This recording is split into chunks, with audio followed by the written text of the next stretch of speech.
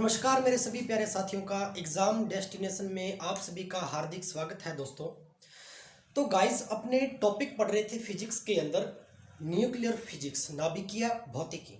और नाभिकीय भौतिकी का प्रीवियस लेक्चर के अंदर अपने नाभिक के बारे में पढ़ लिया था कि न्यूक्लियस क्या होता है, किसी भी एलिमेंट का एटम किसे कहते हैं, और न्यूक्लियस के अंदर कौन कौन से कण होते हैं, कौन कौन से मॉलिक्यूल्स होते हैं जो जॉइंट होकर या सम्मिलित होकर एक नाभिक का निर्माण करते हैं।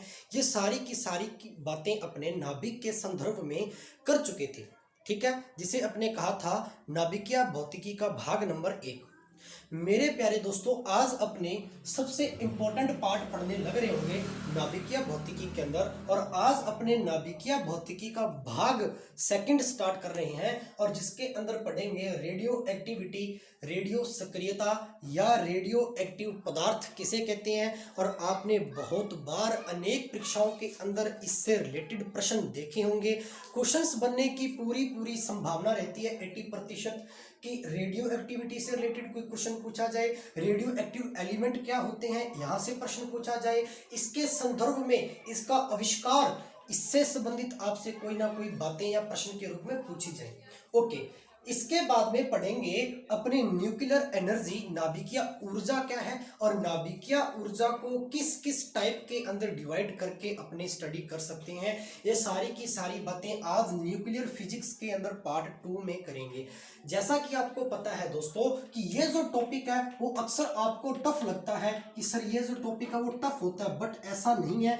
अगर आप इस टॉपिक को अच्छे से समझकर चलें, चीज़ों को रिलेट करते हुए समझकर चलें, प्रीवियस लेक्चर यदि आपने देखा है तब आप इस टॉपिक को अच्छे से समझ सकते हैं, और थोड़ा थोड़ा चीज़ों को आप रिवाइज भी करते चले जाएं। और कोई भी आपके पास साइंस की बुक है उसमें से भी यहाँ से टॉपिक आप पढ़ के सिंपल लैंग्वेज के अंदर वहाँ से भी आप टॉपिक को रिवाइज करें, ताकि आपको समझने में और याद करने में, लर्न करने के अंदर आसानी हो जाए, और आप परीक्षा के अंदर एक भी प्रश्न को आउट ऑफ ना जाने दें, आपके प्रश्न संपूर्ण आपके करेक्ट हो, सही हो। चलो अपने टॉपिक की ओर बढ़ते हैं, रेडियो एक्टिविटी।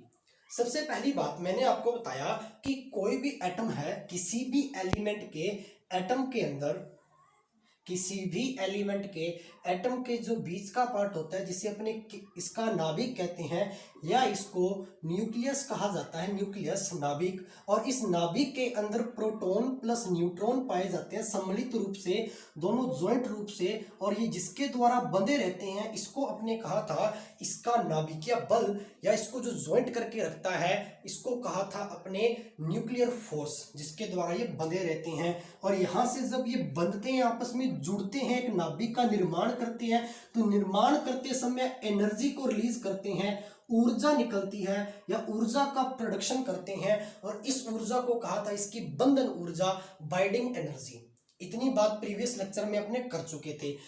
तीसरी बात मैंने आपको बताई थी कि कभी भी जब किसी नाभिक का जुड़ना होता है, या नाभिक के अंदर कोई एलिमेंट आकर जुड़ता है, या नाभिक से कोई आपका कण है, प्रोटॉन या न्यूट्रॉन अलग होते हैं, तो उस समय द्रव्यमान की क्षति होती है। द्रव्यमान, मास के अंदर कोई ना कोई कमी आ जाती है, मास के अंदर कमी आ जाती है, और वो जो मास होता है, वो जो द्रव्यमान है, उसकी कमी किसके अंदर कन्वर्ट हो जाती है, किसकी फॉर्म में चेंज हो जाती है, ऊर्जा के रूप में। और ये बात आपको अल्बर्ट आइंस्टाइन ने एक समीकरण के माध्यम से बताया कि जो ऊर्जा होती है वो mc² एनर्जी के रूप में रिलीज होती है, अर्थात किसी भी नाभिक के द्रव्यमान में जो क्षति है या जो कमी है वो किसके रूप में प्रोड्यूस होती है, एनर्जी के फॉर्म के अंदर वो प्रोड्यूस होती है। क्या इतनी बात प्रीवियस लेक्चर की समझ में आ गई? बिल्कुल।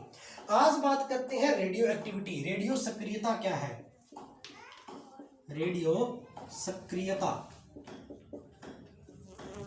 ध्यान दीजिए प्यारे साथियों, रेडियो सक्रियता अगर देखी जाए तो यह जो प्रोसेस है वो एक न्यूक्लियर प्रोसेस है। कहने का तात्पर्य यह है, यह जो प्रक्रिया है रेडियो एक्टिविटी की, यह एक नाभिकीय प्रक्रिया है। सर कैसे? क्योंकि इस पूरी की पूरी प्रक्रिया के अंदर सबसे जो अहम रोल है वो किसका रहता है प्यारे बच्चों? नाभिक का रहता है, किसी भी एटम के न्यूक्लियस का रहता है। चलो इसको समझते हैं। कहा जाता है कि रेडियो एक्टिव जो पदार्थ होते हैं, रेडियो एक्टिव जो तत्व होते हैं वो कैसे होते हैं, ठीक है, कि किसी भी कोई भी रेडियो एक्टिव पदार्थ है वो स्वतः ही अदृश्य, साथ साथ में नोट करते चले जाना, स्वतः ही अदृश्य किरणों का उत्सर्जन करता है।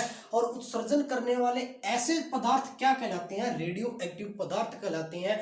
और जब कोई भी एलिमेंट पड़ा है, मान लीजिए ये कोई एलिमेंट है, ठीक है, कोई भी एलिमेंट पड़ा है, ये अदृश्य का मतलब होता है जो दिखाई न दे, अदृश्य किरणें, ठीक है, रेज, अदृश्य किरणों को लगातार उत्सर्जित करते रहते हैं, ठीक है, अर्थात एनर्जी को रिलीज करते हैं, लगातार किरणों को क्या करते रहते हैं? स्वतः ही उत्सर्जित करते हैं। ओके, तो किरणों की उपस्थिति मतलब कि किरणों को उत्सर्जित करते हैं। उत्सर्जित करने की ये जो घटना होती है, उत्सर्जित करने की ये जो प्रोसेस होती है, इस प्रोसेस को कहते हैं रेडियो सक्रियता, रेडियो एक्टिविटी। सक्रियता का मतलब क्या होता है? सक्रिय होना, एक्टिव होना। कोई एलिमेंट, कोई तत्व कितना सक्रिय है, ठीक है, सक्रिय होने का मतलब है कि यहां से कितनी एनर्जी निकाल रहा है, अर्थात कितनी किरणों का, विकिरणों का उत्सर्जन कर रहा है। ऐसे जो एलिमेंट होते हैं उसे कहा जाता है रेडियो सक्रियता तत्व। क्या इतनी बात समझ में आई? तो आपने क्या समझा कि कोई रेडियो सक्रिय पदार्थ वह पदार्थ होते हैं कि उनको रखने पर वो स्वतः ही अपने में से अदृश्य किरणों का उत्सर्जन करते हैं, विकिरणें निकलती रहती हैं स्वतः ही उनमें से, ठीक है ना। तो ऐसी घटना या ऐसी प्रोसेस क्या कहलाएगी? रेडियो एक्टिविटी कहलाएगी। क्या इतनी बात समझ में? अब सर ऐसे कौन कौन से तत्व हैं जो ये प्रक्रिया दोहराते हैं? चलो इसके बारे में थोड़ा जान लेते हैं कि यहाँ आपके मन में एक प्रश्न उठा कि सर ऐसे कौन कौन से तत्व हैं, ऐसे कौन कौन से एलिमेंट हैं जो क्या करते हैं? रेडियो एक्टिविटी की प्रोसेस को दोहराते हैं, या इसका उदाहरण हो सकते हैं, ठीक है, या ऐसे कह सकते हैं कि ऐसे कौन से तत्व हैं जो स्वतः ही विघटित होते हैं, स्वतः ही किरणों को क्या करते हैं? उत्सर्जित करते हैं। जैसे कि सबसे अच्छा उदाहरण शुद्ध यूरेनियम धातु, सबसे अच्छा एग्जाम्पल जो होता है प्योर यूरेनियम, इसके बारे में तो सभी ने सुना होगा, ठीक है। इसको केमिस्ट्री के अंदर पूरा पढ़ेंगे, मेटल नॉन मेटल के अंदर, या उसके अंदर भी अपने एक्स्ट्रा अलग से इसको ले लेंगे। यूरेनियम की अगर बात की जाए तो यूरेनियम आपको पता है पीरियोडिक टेबल के अंदर 92 यूरेनियम 235, और एक होता है जी यूरेनियम 238, ठीक है। तो अपने फिलहाल बात करने लग रहे हैं 92 यूरेनियम 235 की। सर ये जो 92 यूरेनियम 235 है, या ये जो शुद्ध यूरेनियम मेटल है, धातु है, ये एक रेडियो एक्टिव मैटर है, अर्थात रेडियो एक्टिव पदार्थ है, रेडियो एक्टिव पदार्थ है। ओके, इतनी बात समझ में आई। कुछ उदाहरणों में से और शामिल कर सकते हैं, जैसे कि रेडॉन हो गया, थोरियम 90, थोरियम हो गया, ठीक है, एक्टिनियम, रेडियम, इसके बारे में बात करेंगे, रेडॉन। तो ये कुछ तत्व आपके सामने लिखे गए हैं प्यारे बच्चों। ये जो एलिमेंट हैं, ये जो तत्व हैं, ये सारे के सारे लिख लेना कॉपी के अंदर। उदाहरण है सबसे अच्छा, इनमें से प्रश्न बनता है कि निम्न में से रेडियो एक्टिव पदार्थ है, ठीक है ना। तो थोरियम, एक्टिनियम, रेडियम, रेडॉन और यूरेनियम, ये मुख्य रूप से, वैसे तो अगर बात की जाए तो बताया जाता है कि प्रकृति के अंदर, नेचुरल फॉर्म के अंदर, प्रकृति के अंदर नेचुरल फॉर्म के अंदर कम से कम 40 रेडियो एक्टिव समस्थानिक पाए जाते हैं, 40। लेकिन अपने कुछ ही रेडियो समस्थानिकों की बात कर रहे हैं, या रेडियो एलिमेंट की बात कर रहे हैं। ओके, अब एक बात आपके मन में आई होगी कि सर ये 92 यहाँ पर किस चीज को दर्शा रहा है, और ये 235 यहाँ पर किस टर्म को प्रदर्शित कर रहा है। चलो इसके बारे में समझने का प्रयास करते हैं।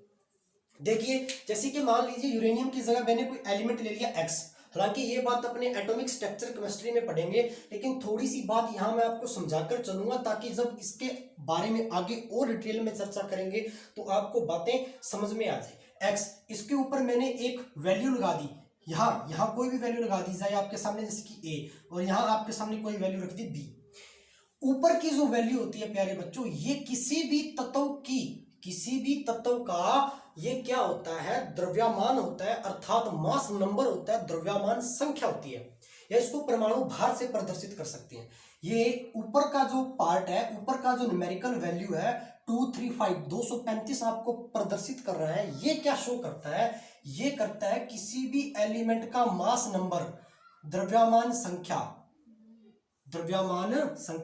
और ये क्या प्रदर्शित करता है? किसी भी एलिमेंट का परमाणु क्रमांक, ठीक है, एटम नंबर, एटॉमिक नंबर, परमाणु क्रमांक, परमाणु क्रमांक कि ये जो आपका एलिमेंट है ये पीरियोडिक टेबल के अंदर अर्थात इसका जो एटम है वो कितने नंबर पर आता है, 92 नंबर पर, अर्थात इसका ये परमाणु क्रमांक है, ये इसका एटॉमिक नंबर है, और ऊपर वाला क्या हो जाएगा, इसका मास नंबर हो जाएगा, अर्थात परमाणु भार या द्रव्यमान संख्या। क्या इतनी बात समझ में आई? और ये जो मास नंबर है इसको अपने ज्वाइंट रूप में लिख सकते हैं प्रोटॉन प्लस न्यूट्रॉन। क्यों? क्योंकि ये नाभिक के अंदर पाए जाने वाले प्रोटॉन प्लस न्यूट्रॉन का ही द्रव्यमान होता है, proton plus neutron. Okay, joint रूप में, सम्मिलित रूप में, इसलिए प्रोटॉन प्लस न्यूट्रॉन ये दोनों का योग क्या होता है, मास नंबर होता है। क्या इतनी बात समझ में आई क्या? ओके, आशा करता हूं इतनी चीज आपको समझ में आई होगी। हालांकि ये चीज मैं पहले भी आपको बता चुका हूं अगर आपने प्रीवियस लेक्चर अटेंड किए हैं। यहां देख रहे हैं अपने बात को, क्या इतनी बात समझ में आई? ओके, तो ये तो हो गई जी radioactive element, radioactive पदार्थ। अब बात करते हैं थोड़ी सी रेडियो एक्टिविटी के इतिहास पर अपने प्रकाश डालते हैं कि सर इसका हिस्ट्री क्या है, इसका इतिहास क्या। हालांकि परीक्षा से संबंधित बात नहीं है, एज ए जनरल नॉलेज आपको बता देते हैं इसके बारे में, कभी एक बार प्रश्न आ जाए तो आ जाए। ठीक है, इसके बारे में अगर अपने जानने का प्रयास करें प्यारे साथियों तो इसके बारे में अपने यह कह सकते हैं कि 1896 के अंदर अगर बात की जाए, थोड़ी सी बात बताऊंगा ज्यादा नहीं, 1896 के अंदर अगर बात की जाए तो मैडम क्यूरी का नाम आपने सुना होगा। यह भी हाल ही के करंट के अंदर भी बहुत ज्यादा इशू रहा है इसका, मैडम क्यूरी। इसके हालांकि दंपति क्यूरी अर्थात इसके जो पति थे है ना, पीरे क्यूरी, ये उनकी वाइफ थी मैडम क्यूरी। इन दोनों ने मिलकर रेडियो एक्टिविटी की खोज की थी। इसके बारे में सर्वप्रथम इन्होंने बताया था। ये भौतिक विज्ञान के वैज्ञानिक है, साइंटिस्ट का नाम बता रहा हूं। 1896 के अंदर इन्होंने एक बहुत ही ज्यादा शक्तिशाली, बहुत ही अधिक अर्थात कहा जाए तो यूरेनियम से 10 लाख गुना ज्यादा रेडियो एक्टिविटी रखने वाला, रेडियो एक्टिविटी की क्षमता रखने वाला जो तत्व खोजा था रेडियम। ध्यान कर लेना, रेडियम बहुत इंपॉर्टेंट है। इसकी खोज किसने की थी? मैडम क्यूरी ने की थी, या दंपति क्यूरी ने की थी। ठीक है ना, ये बात ध्यान रख लेना। और इसके उपलक्ष्य में, इसके संदर्भ में, इसके उपलक्ष्य में 1903 के अंदर, 1903 के अंदर इनको नोबेल प्राइज भी मिला था, नोबेल प्राइज। ठीक है, इसके भौतिक विज्ञान क्षेत्र के अंदर इसकी खोज करने हेतु इनको 1903 के अंदर नोबेल पुरस्कार से सम्मानित किया गया था। किसको? मैडम क्यूरी को। 1896 के अंदर इन्होंने रेडियो एक्टिविटी की खोज की थी। ठीक है, और उसके अंदर यूरेनियम से भी ज्यादा शक्तिशाली, यूरेनियम से भी ज्यादा तीव्र, यूरेनियम से भी 10 लाख गुना ज्यादा रेडियो एक्टिव प्रदर्शित करने वाला पदार्थ रेडियम, इसकी खोज की थी। ओके, इतनी। और ये जो रेडियम है ये काम औषधि क्षेत्र के अंदर, चिकित्सा क्षेत्र के अंदर काम आता है। बहुत बार प्रश्न आया है कि जो कैंसर होता है, कैंसर है ना, एक डिजीज है, एक रोग है, बहुत ही भयानक, आपको इसके बारे में पता है। कैंसर के उपचार के लिए, या ये कह सकते हैं कि कैंसर की जो कोशिकाएं होती हैं, सेल्स होती हैं, उन सेल्स को डिस्ट्रॉय करने के लिए, नष्ट करने के लिए किसका यूज किया जाता है? चिकित्सा क्षेत्र के अंदर रेडियम का यूज किया जाता है। बहुत ही महत्वपूर्ण तथ्य है, नोट करते चले जाना साथ ही साथ। ठीक है, तो आशा करता हूं रेडियो एक्टिविटी के बारे में आपको इतनी बातें समझ में आ गई होंगी। ठीक है, चलो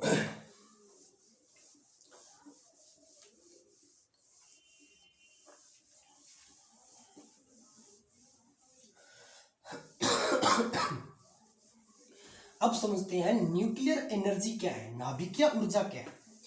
ठीक है, इतनी बात आपने अच्छे से समझ ली है, इसको अपने नोट भी आपने किया होगा आशा करता हूं। अभी आपने समझते हैं कि नाभिकीय ऊर्जा क्या है, न्यूक्लियर एनर्जी क्या है। ठीक है, तो नाभिकीय ऊर्जा के बारे में अगर अपने जाना जाए तो नाभिकीय रूपांतरण के द्वारा द्रव्यमान में जो कमी आती है, देखिए नाभिकीय ऊर्जा, न्यूक्लियर एनर्जी, नाभिकीय हेडिंग डाल लेना,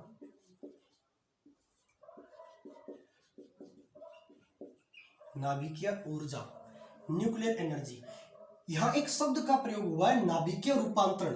अब सर ये रूपांतरण का मतलब क्या है? परिवर्तन कह सकते हैं, ट्रांसफर कह सकते हैं। कहने का मतलब एक ऐसी प्रोसेस, एक ऐसी प्रक्रिया। नाभिकीय ऊर्जा, ऊर्जा का मतलब आपको पता है एनर्जी। तो किसी भी एटम के नाभिक से ऊर्जा कब निकलती है, ऊर्जा कब बनती है? या तो वो नाभिक डिस्ट्रॉय हो जाए, टूट जाए और किसी अन्य नाभिकों में विभक्त हो जाए, या कोई न्यूक्लियस आपस में क्या हो जाए, फ्यूजन हो जाए, अर्थात संलियत हो जाए, जुड़ जाए, कॉम्बिनेशन हो जाए तब एनर्जी प्रोड्यूस होगी। तो दो प्रकार से रूपांतरण का मतलब, ट्रांसफर का मतलब यहाँ पर रूपांतरण, रूपांतरण का शब्द का यहाँ शाब्दिक अर्थ क्या हो गया, यहाँ नाभिकीय ऊर्जा के संदर्भ में अगर समझने का प्रयास करें प्यारे साथियों, तो रूपांतरण का मतलब यहाँ हो गया कि या तो नाभिक टूट जाए, ठीक है, और या नाभिक किसी अन्य नाभिक के साथ में जुड़ाव कर ले, है ना, रूपांतरण अर्थात बदल गया, अपना रूप चेंज कर लिया। इस दौरान क्या होता है, इस दौरान ऊर्जा की उत्पत्ति होती है, ऊर्जा निकलती है।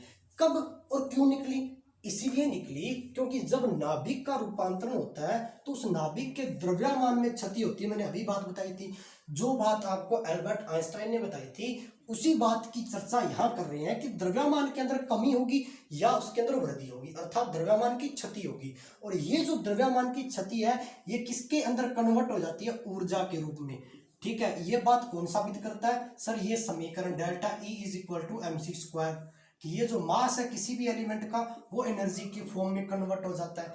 ये बात, ये इक्वेशन यहाँ साबित कर रही है, ठीक है ना। तो इसी ऊर्जा को क्या कहते हैं, उस नाभिक की नाभिकीय ऊर्जा, न्यूक्लियर एनर्जी। सर कितने प्रकार से नाभिकीय ऊर्जा को अपने समझ सकते हैं, ठीक है, अध्ययन की दृष्टि से। तो आओ बच्चों अपने समझने का प्रयास करते हैं। नाभिकीय ऊर्जा को यदि समझा जाए, न्यूक्लियर एनर्जी के बारे में स्टडी किया जाए तो दो प्रकार से मुख्य रूप से इसको समझ सकते हैं। कैसे कैसे, सबसे पहली प्रक्रिया, ध्यान रखना बहुत ही इंपॉर्टेंट है, यहां से परीक्षा के अंदर प्रश्न बनने की आए बार संभावना रहती है, साथ ही साथ नोट भी करते चले जाना, ओके। तो पहली जो प्रोसेस है उसे कहते हैं न्यूक्लियर फिजन। न्यूक्लियर फिजन का मतलब हो गया नाभिकीय विखंडन। चलो इसके बारे में समझते हैं। नाभिकीय विखंडन जो प्रक्रिया हो वो है क्या एक्चुअल में, नाभिकीय विखंडन, नाभिकीय विखंडन। एक बात याद कर लेना, ध्यान से समझ लेना कि नाभिकीय विखंडन यहां पढ़ क्यों रहे हैं, क्योंकि अपने नाभिकीय ऊर्जा को समझ रहे हैं कि नाभिक के अंदर ऊर्जा बनती कैसे है, ऊर्जा कैसे रिलीज होती है, किन किन माध्यमों से गुजरना पड़ता है, कितने प्रकार का ये प्रोसेस होती है। ये दो प्रकार की प्रोसेस होती है, एक तो होती है नाभिकीय विखंडन और दूसरी प्रक्रिया होती है नाभिकीय ऊर्जा को समझने के लिए नाभिकीय संलयन। दोनों के बारे में अपने समझेंगे, उससे पहले अपने समझते हैं नाभिकीय विखंडन क्या है, फिजन क्या है, न्यूक्लियर फिजन क्या है, ठीक है। न्यूक्लियर फिजन है क्या एक्चुअल के अंदर, चलो समझने का प्रयास करते हैं। देखो नाम से आपको पता लग रहा है विखंडन। प्यारे बच्चों विखंडन का मतलब कहीं ना कहीं टूटने से नहीं होता क्या, विखंडित हो जाना, डिस्ट्रॉय हो जाना, टूट जाना, भंगुर प्रकृति के अंदर आ जाना, है ना। तो इसका मतलब क्या हो गया, डिस्ट्रॉय। किसका डिस्ट्रॉय, किसका विखंडन, किसके विखंडन की बात कही जा रही है, हेडिंग से देख लीजिए, नाभिकीय विखंडन, अर्थात किसी भी तत्व के रेडियो एक्टिव एलिमेंट की बात करेंगे, रेडियो एक्टिव एलिमेंट के एटम, परमाणु, और उस परमाणु में पाए जाने वाले नाभिक का टूटना, नाभिकीय विखंडन। तो कहा जाता है कि जब एक नाभिक, रेडियो एक्टिव एलिमेंट का एक नाभिक टूटकर अन्य नाभिकों में विभक्त हो जाता है, एक नाभिक है वो टूटकर किसी छोटे छोटे दो नाभिकों में विभक्त हो जाए, ऐसी प्रक्रिया क्या कहलाती है प्यारे बच्चों, नाभिकीय विखंडन कहलाती है। अब ये एक नाभिक टूटा, अब ये एक न्यूक्लियस था, ठीक है, तो एक न्यूक्लियस अर्थात ये रिएक्टेंट के रूप में कार्य कर रहा है, अभिकारक है। अब ये टूट गया तो क्या बना दिया, दो छोटे छोटे और नाभिक बना दिए, अर्थात दो छोटे छोटे और कण बना दिए, ठीक है। अब ये छोटे छोटे जो कण हैं वो आगे और टूटेंगे, फिर दो छोटे छोटे कण और बनेंगे। तो ये जो प्रोसेस है, इस प्रोसेस को कहते हैं न्यूक्लियर फिजन। अब सर कैसे टूटेंगे, क्यों तोड़ रहे हैं, क्या कारण है, ये सारी की सारी बातें आपको आओ समझाने का प्रयास करता हूँ। तो नाभिकीय विखंडन की डेफिनेशन निकली होगी कि जब एक भारी नाभिक पर अपने न्यूट्रॉन की बमबारी की जाती है, न्यूट्रॉन इस पर डाले जाते हैं, तब ये छोटे छोटे नाभिकों में विभक्त हो जाता है, टूट जाता है, विखंडित हो जाता है। नाभिक की ऐसी प्रोसेस नाभिकीय फिजन कहलाती है। क्या इतनी बात समझ में आई? बिल्कुल आई। चलो एक रिएक्शंस के द्वारा इसको समझने का प्रयास करते हैं। एक बात और भाई, जब इस पर न्यूट्रॉन डाले जाते हैं, न्यूट्रॉन की बौछार करवाई जाती है, तब ये छोटे छोटे नाभिकों में टूटता है, प्लस एनर्जी भी निकलती है। क्योंकि ये तो सबसे महत्वपूर्ण बात है, क्योंकि इसके बारे में तो पढ़ रहे हैं न्यूक्लियर एनर्जी के बारे में। एनर्जी निकली क्यों? क्योंकि अभी बताया द्रव्यमान की क्षति होगी। सर कैसी होगी? ये सारी की सारी चीजें आपको अभी समझाऊंगा, ठीक है ना। तो साथ ही साथ इसके अंदर एनर्जी भी रिलीज होती है। चलो आओ इसको एक रिएक्शन के द्वारा समझने का प्रयास करते हैं।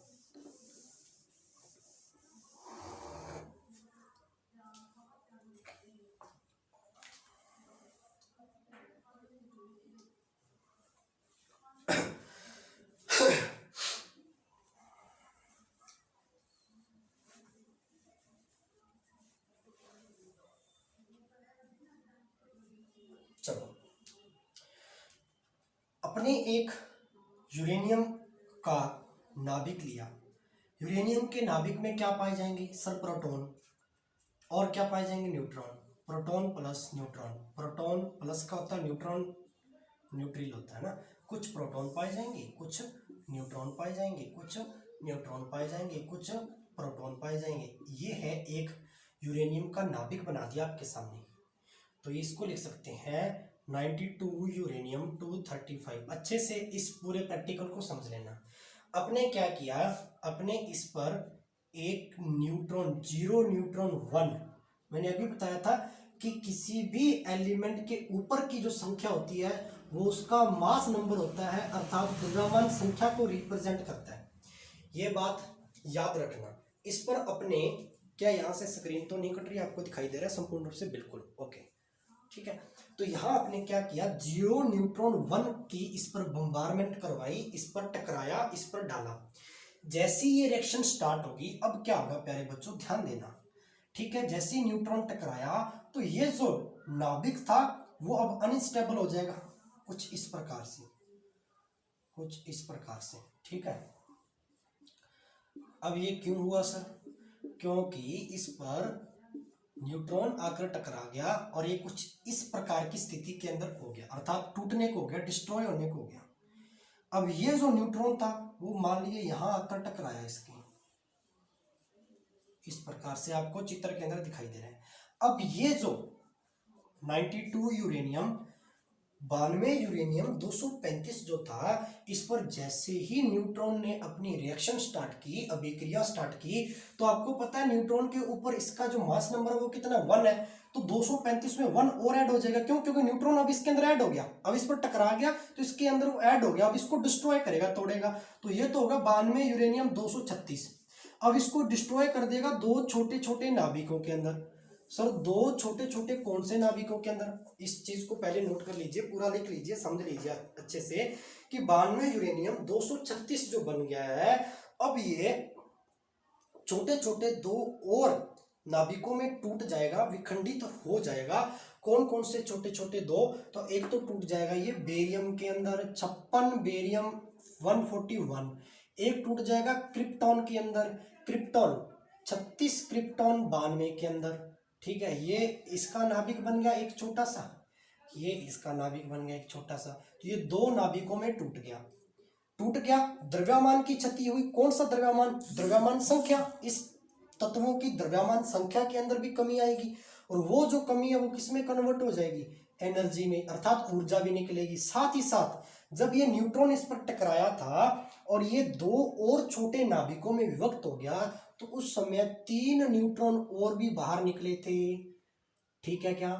3 न्यूट्रॉन, 0 न्यूट्रॉन 3, प्लस में ये 3 न्यूट्रॉन और भी बाहर निकलेंगे यहाँ से। इसके बारे में बताएंगे भाई क्यों निकलेंगे, ठीक है। अब आप एक बात बताइए सर, आपके मन में एक प्रश्न आया होगा कि ये जो इस पर जब ये न्यूट्रॉन टकराया तो ये दो छोटे छोटे नाभिकों में टूट गया, इसी प्रक्रिया को नाभिकीय विखंडन कहते हैं। ये बात समझ में आ गई। यूरेनियम किस में टूट गया? क्रिप्टॉन और बेरिलियम के अंदर टूट गया। अब टोटल कर लीजिए। अब इसकी द्रव्यमान संख्या थी 236। अब इन दोनों तत्वों की द्रव्यमान संख्या ऐड कर लीजिए, 4141 एंड 92 ऐड कर लीजिए, 3 और 2, टोटल कितना आ गया? Mass number 233।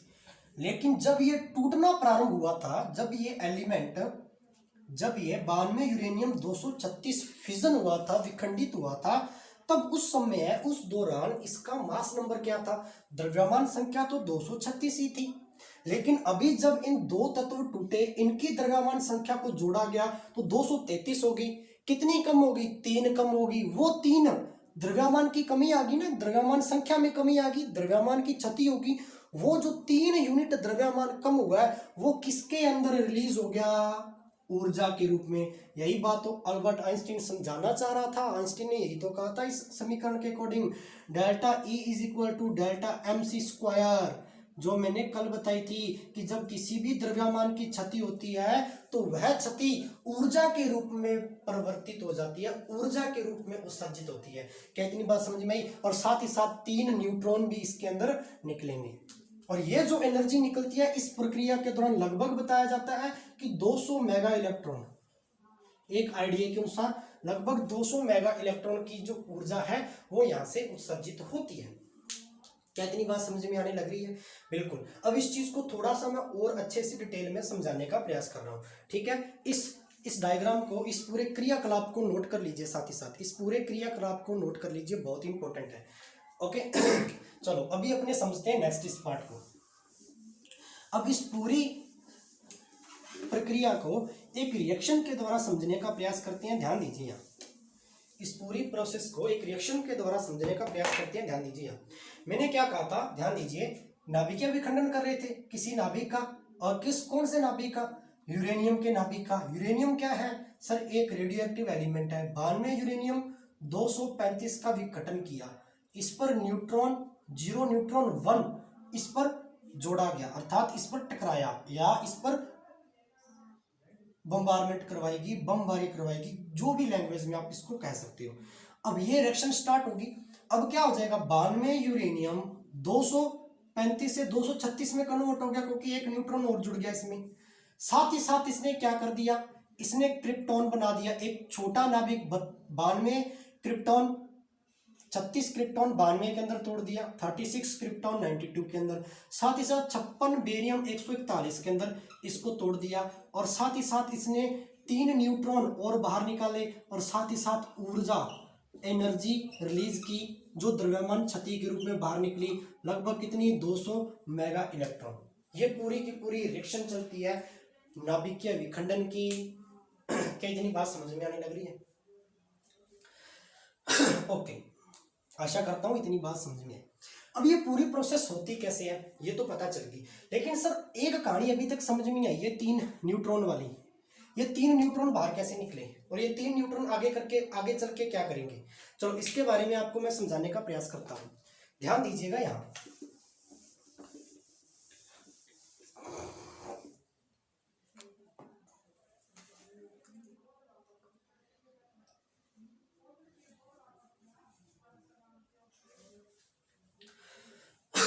देखिए, जैसे कि मैंने आपको बताया कि ये एक नाभिक था किसका? 92 यूरेनियम 235 का, 235 का। इस पर अपने एक न्यूट्रॉन 0 न्यूट्रॉन 1 एक न्यूट्रॉन टकराया। टकराने के पश्चात ये 2 छोटे छोटे नाभिकों में बंट गया। एक नाभिक ये था, एक नाभिक ये था। साथ ही साथ इसने 3 न्यूट्रॉन बाहर निकाले, एक छोटा, एक ये छोटा, ये 3 न्यूट्रॉन है। अब ये न्यूट्रॉन इस पर फिर से रिएक्शन करेगा, टकराएगा, और ये इस पर टकराएगा।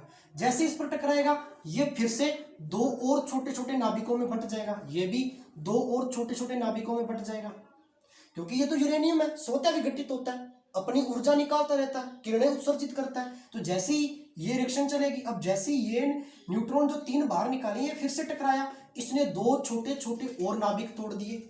इस प्रक्रिया के दौरान भी 3 नाभिक रिलीज हुए, बाहर निकले।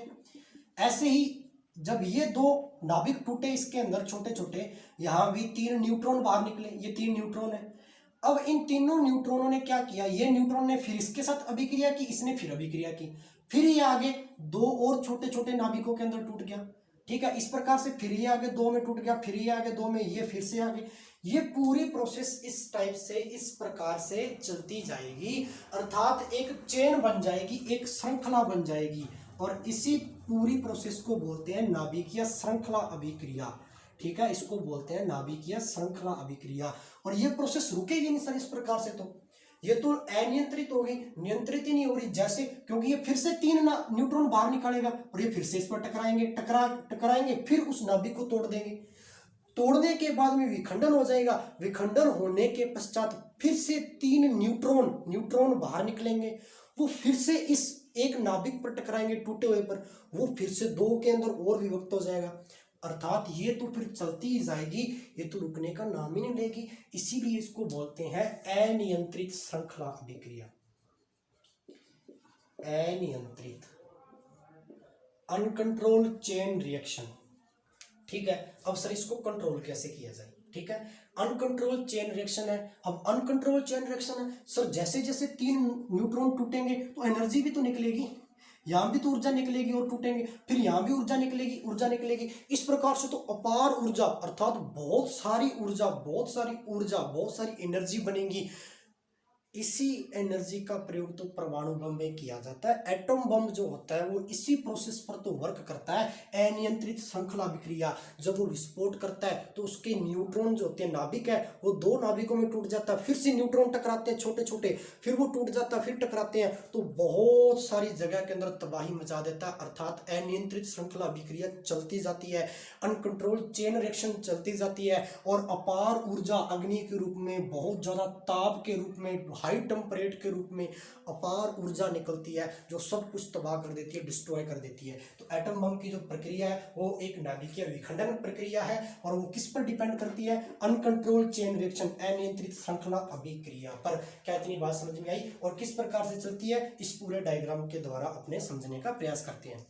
चलो एक छोटी सी बात यहां फिर समझने का प्रयास करते हैं। आइए, अब सर ये अनियंत्रित चेन रिएक्शन है, इसको नियंत्रित करने की जो कोई ना कोई प्रोसेस होगी, बिल्कुल होगी, ठीक है ना। इसको नियंत्रित भी किया जा सकता है। जैसे कि अपने अगर बात करें, न्यूक्लियर रिएक्टर जो होते हैं, नाभिकीय रिएक्टर जो होते हैं, या परमाणु जो रिएक्टर होते हैं, वहां इसको कंट्रोल किया जा सकता है। तो कंट्रोल करने के लिए कुछ ना कुछ और भी करना पड़ेगा। बिल्कुल, कंट्रोल करने के लिए किसी बाहरी तत्व की, किसी अन्य तत्व की यहाँ उपयोगिता की जाती है, या इसको यूज के अंदर ला सकते हैं।